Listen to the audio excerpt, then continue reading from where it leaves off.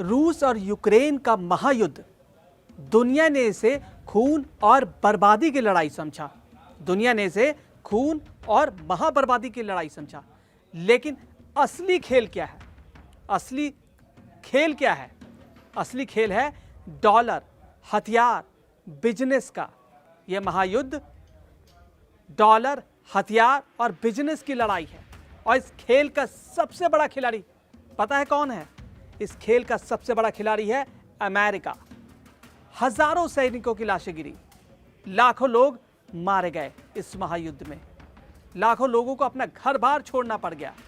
लेकिन अमेरिका ने इस जंग को हथियारों की सुपरमार्केट में बदल दिया। लाश पर भी बिक्री, बिजनेस किया गया। बिजनेस, हथियारों का बिजनेस हुआ। 2022 में अमेरिका ने 50.9 बिलियन डॉलर के हथियार बेचे थे 2022 में, और 2023 में यह आंकड़ा सीधा बढ़कर 80.9 बिलियन पर जा पहुंचा। और 2024 जो पिछले साल गया है उसकी बात कर ले तो रिकॉर्ड ही टूट गया। 117.9 बिलियन डॉलर का हथियार बेचा गया। यूरोप को, यूक्रेन को, उनको बेचा गया। यानी जंग जितनी बड़ी, जितनी ज्यादा बड़ी अमेरिका की कमाई उतनी ज्यादा बड़ी। युद्ध करो, कमाई करो। आसमान से छूती गई उनकी जो कमाई थी, वो आसमान छूती गई अमेरिका की। यूक्रेन को सबसे ज्यादा टैंक किसने बेचे? अमेरिका ने बेचे। मिसाइलें किसने दी? अमेरिका ने दी। फाइटर जेट्स किसने मुहैया कराए यूक्रेन को? अमेरिका ने कराए। ऐसे नहीं कराए, उसके लिए पैसे लिए।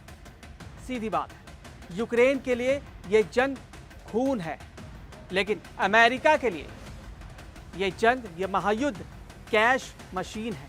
असलियत यह है कि अमेरिका अपने हथियारों को बेचने के लिए यूरोप को मोहरे की तरह इस्तेमाल कर रहा है। और यह यूरोप किसको देता है? यूक्रेन को देता है। यूक्रेन किससे खरीदता है? अमेरिका से खरीदता है। नाटो देशों को डराया जा रहा है, रूस ताकतवर है यह बताया जा रहा है।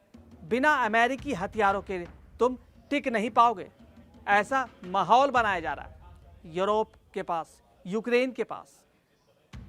नतीजा यह रहा कि यूरोपियन टैक्सपेयर्स का पैसा सीधे अमेरिकी कंपनियों की जेब में जा रहा है। डोनाल्ड ट्रंप ने तो साफ कह दिया है, नाटो देशों की प्रतिबद्धता 100% नहीं है। उन्होंने धमकी दी है कि अगर यूरोप ने खुद को मजबूत नहीं किया तो अमेरिका उसे अकेला छोड़ देगा। रूस उसे तबाह कर देगा और अमेरिका उसे अकेला छोड़ देगा। इस खौफ में वो अमेरिका से हथियार खरीदते हैं, बिलियंस ऑफ डॉलर के। लेकिन असली खेल था डर बेचो, हथियार बेचो। यूरोप का ये डर और अमेरिका की ये कमाई। ट्रंप ने भारत पर 50% का टैरिफ लगाया, चीन को 100% टैरिफ की धमकी दी है। लेकिन सबसे बड़ी चाल चली यूरोप पर, क्योंकि यूरोप ही वो जगह है जहां रूस का नाम लेकर हथियारों का धंधा सबसे आसानी से चल सकता है। सोचिए, जंग रूस और यूक्रेन लड़ रहे हैं, मरने वाले यूक्रेनी हैं, रूसी सैनिक हैं, लेकिन सबसे मोटी कमाई पता कौन कर रहा है? अमेरिकी कंपनियां कर रही हैं। अमेरिकी हथियार कंपनियों को ही मुहैया करा रहे हैं। अमेरिकी कंपनी हथियार मुहैया करा रहे हैं यूरोप को, यूक्रेन को। यूरोप को सुरक्षा चाहिए, लेकिन बदले में मिला सिर्फ कर्ज और अमेरिकी हथियारों पर निर्भरता। और अब यूरोपीय संघ ने यूक्रेन की मदद के लिए रूस की सब संपत्ति खर्च करने का मन बनाया है। रूस ने साफ चेतावनी दे दिया है, अगर हमारी संपत्ति छीनी गई तो इसका खामियाजा सीधे यूरोप को भुगतना होगा। मतलब एक तरह से सीधे धमकी है। मतलब साफ है कि यूरोप के लिए जंग और भी खतरनाक होने वाले हैं। लेकिन अमेरिका वो दूर बैठकर सिर्फ गिनती करेगा, बेचे गए टैंक, कितने मिसाइलें, कितने और मुनाफा किए गए, ये गिनती करेगा।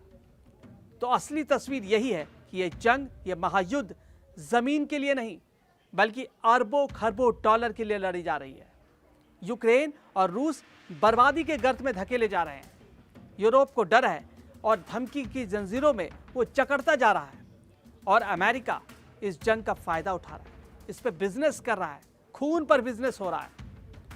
सबसे बड़ा व्यापार, सबसे बड़ा सौदागर और सबसे बड़ा मुनाफाखोर अगर कोई है तो वो है अमेरिका, डोनाल्ड ट्रंप और उनकी कंपनी। यानी रूस यूक्रेन युद्ध का असली फायदा किसी और को नहीं बल्कि सिर्फ और सिर्फ अमेरिका को हो रहा है।